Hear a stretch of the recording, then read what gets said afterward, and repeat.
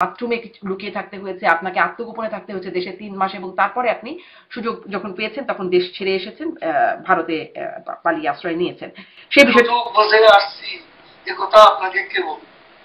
জি, ও সুযোগ বুঝে আসছি, এই শিক্ষা আপনাকে কে? আচ্ছা, তাহলে কিভাবে আসলেন? সুযোগ না পেলে আসলেন কি করে? কেন আপনাকে বলতো?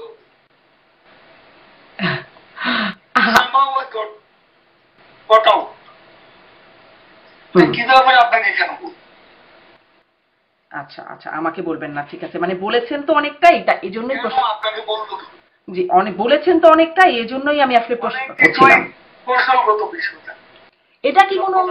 এটা কি কোনো কৌশল যে এই সময়ে এসে আপনারা বলছেন যে কিভাবে আসলে আপনাদের ওই সময়টা কত ভয়াবহ বিগতের মধ্যে যেতে হয়েছে? আপনি বলার পর কথা নিচ্ছেন কেন? এত এত আকুতি, এত ইচ্ছা প্রকাশ করছেন কেন? মানুষ জানতে চায় জনাব ওবায়দুল এত কাদের। অখাদ্য মানুষ, অখাদ্য মানুষের এত ডিমান্ড কেন আপনার কাছে? আপনি আওয়ামী লীগের সাধারণ সম্পাদক। তো যাকে আপনার কি সেটা তো মনে হলো না।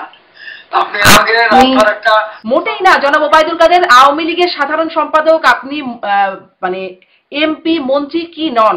যার কারণেই তো আপনার কাছে এত প্রশ্ন, আপনার কাছে জানতে চাওয়া। রহিম করিম যদি মধুর কাছে এই প্রশ্ন না যে আপনি কেন আসলেন ভারতে, কেন ছিলেন দেশে, সব প্রশ্নের জবাব